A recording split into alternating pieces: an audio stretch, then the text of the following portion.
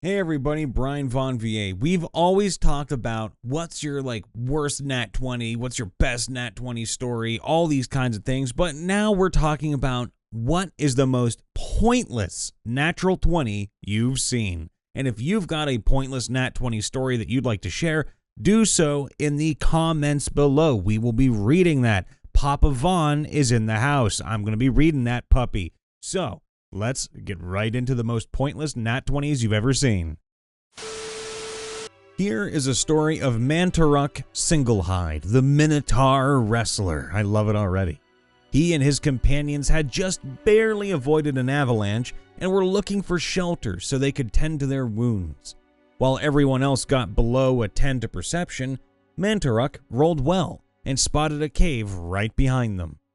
Wanting to show off a bit, I made a performance check to make it look like Minotaur had just literally punched a hole in the side of the mountain to take shelter in. He wound up and took a swing at the empty cave. Natural 20 on both the punch to hit the air and natural 20 to performance to make it look like Minotaur created the cave. Pushing his hooves into the snow in a specific way and flicking up a cloud of snow, Minotaur created a smokescreen effect to mask the fact that the cave was already there, and the natural 20 on the attack roll made the punch seem extremely realistic, when really Minotaur had actually thrown rocks at icicles on the entrance to make it appear as though debris was falling. The whole party out of character were laughing at how absurd and useless the rolls were, but in character, Minotaur became a legend, and the orc wants to train to be just like Minotaur. Our barbarian got a nat 20 on a death save upon waking up, only to then, on his turn, get a nat 1 with his explosive axe, knocking him out again. I get knocked down, but I get up again. You're never gonna keep me down. Crit fails his attack. Nope, never mind. I'll just keep myself down. Thank you. I rolled a nat 20 to flap my cloak like wings to pretend to be a big bird when our party was about to be spotted by enemies. The enemies were hunters. I rolled a nat 20 while at a random store, kind of like a mix between a pawn shop and a thrift store, to help our druid find armor for her pet mouse. Aw, that's cute. Because of the nat 20, I found one set of leather armor and one set of full plate equivalent of mouse armor. I bought both sets for her as a partial peace offering. Partial steps to move forward as a team since my character was a former soldier while she has been anti-military. I rolled a nat 20 to hit a 1 hit point goblin after our party wiped out an attacking goblin horde. I ended up Spartan kicking him into a pitfall trap full of poison spikes, and then we lit it on fire. Just a complete murder hobo moment for the party. I ended it with my Terminator-inspired Warforged saying, and I'm doing it in my best Arnold impression. Get ready. You are terminated. We were examining a magical item to see, well, what it was. The item itself was an amulet that housed a chained spirit. Very old and powerful if left in the right hands. Our druid and wizard both rolled arcana checks, but they rolled so low they couldn't even tell it was magical. For the hell of it, I decided to let my fighter try. The DM let me because, why not? I shit you not, I rolled a nat 20. We all just sat there and stared for a moment of silence before the DM cleared her throat and said, well, you can tell it's magical. I have a tear. As a fighter with absolutely no magical knowledge or insight, that's all my character could decipher. Still, she didn't let the wizard live it down for the rest of the session, and neither would I. That's just too good. A brain-dead fighter just showing up a wizard saying, yes, it's like, I can discern that this is not a magical amulet. Well, I can discern it is. I was playing Sword Coast, rolling terribly, pretty much all the way up to this point. The DM asks us to simply roll, and I was excited to have finally gotten a nat 20. Turns out all it meant was that I was first to get my hand shaken by Volo. Can't say it's not funny looking back. While my party and I were trying to blend in with a circle of cultists chanting, I had to pray with them to make it seem like I was one of them. I rolled a nat 20, and the demon they worshipped brainwashed me. I am now the right-hand man of the big bad evil guy, and I'm loving every moment of it. I was part of a test for the Out of the Abyss and was taken captive at a drow slave camp. I was playing a dragonborn barbarian and had been assigned to the task of moving rocks from one place to another for no reason but to make my life harder.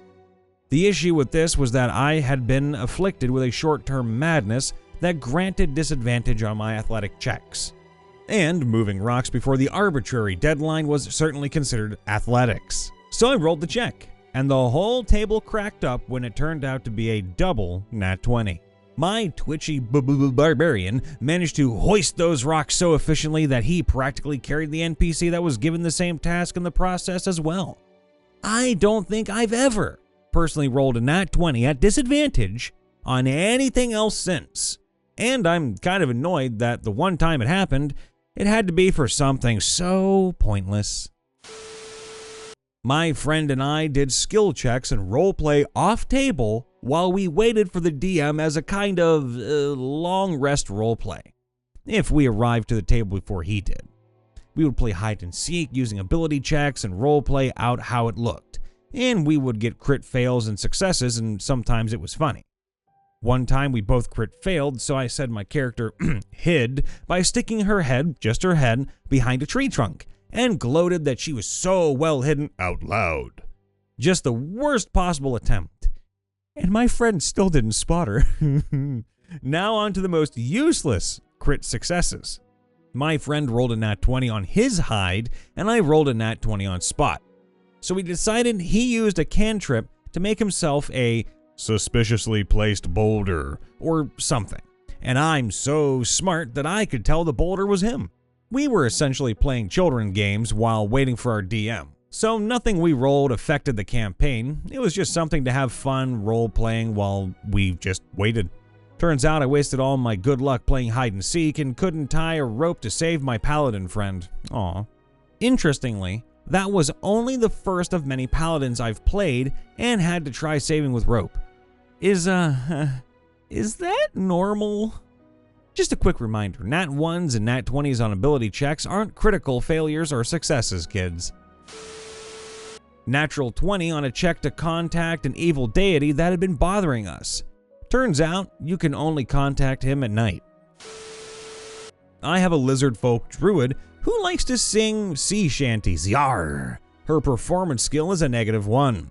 The bard hates it when she sings, to the point where he has threatened her with violence over it. Ooh, sounds kinda saucy. I kept rolling performance every time she sang, even though it had no bearing on the plot. All it does is measure just how angry the bard gets. Yes, piss the bard off more. With all those rolls, it was only a matter of time before I rolled a nat 20. The bard was just slightly annoyed. Even a 19 was not good enough to impress him. It happened early in the morning. It wasn't the last time I rolled a nat 20 on that character for something pointless too. In fact, the other time also involved the bard. This time, he was acting like he had been attacked and was dragged down the stairs. No reason, he just wanted to prank us. Should have kicked him in the head. My druid rolled a nat 20, 27 in total. Insight, his performance roll was high, but not that high, and just stood there staring at him before just walking over and calling him an idiot. So this character just keeps rolling nat 20s to annoy the bard. Yes, finally, justice. Annoy the bard until they cry. I rolled 2 natural 20s on a stealth check for our fighter in chainmail whose player was missing that session. Didn't even need to roll, was just doing it for fun. I had a DM who didn't use logic in many areas. He wouldn't accept things like, my wizard would know how spell casting works, or, I grew up in these forests. Do I know what this flower is? You had to roll for everything. This led us to having to roll to see how we could capture a wizard. 4 consecutive nat 20s on Arcana checks later, he finally had to give in, and we knew that we had done what was needed. Then he had his NPC nuke the wizard with a homebrew spell. And at that point, I'd nuke the campaign with an abraca fuck you I quit spell. Our scriptwriter is amazing. I love him, and that made me chuckle so much that I actually have a slight tear coming out of my eye. I once rolled a nat 20 on an even odds roll, deciding if we should go left or right.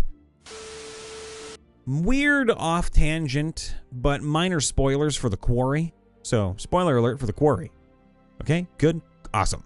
This just happened at the end of the last session. We have some custom lycanthropy rules, and my character had been bitten and became a werewolf. He was very happy about this. His sire was one of the big bad evil guys, Cabal, and we just found and fought her. I got the last hit, and my lycanthropy instantly went away. Pain racked my body. I fell prone from it. I transformed back into my humanoid form, and trying to use my bonus action to transform again led me to discover I have no wolf to tap. I frantically checked the bite scar, which is never supposed to fade, and discovered the skin completely unmarked, as if I had never been bitten at all. I gasp because I've been playing the heck out of the Quarry, which is about werewolves and has some of its own lore, including that the curse is lifted if the werewolf who bit you is killed.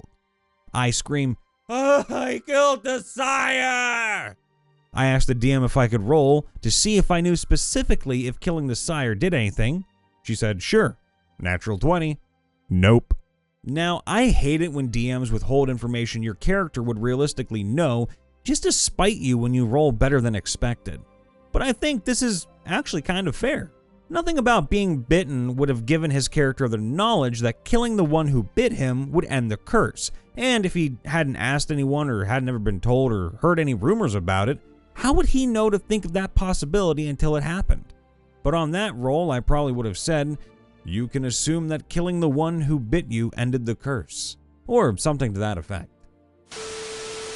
Hey everybody, Brian Von VA here, checking in after the vid. Make sure to leave a like, subscribe, and to ring that bell to get notified when we post a short video, go live, or a brand new video for you to listen to.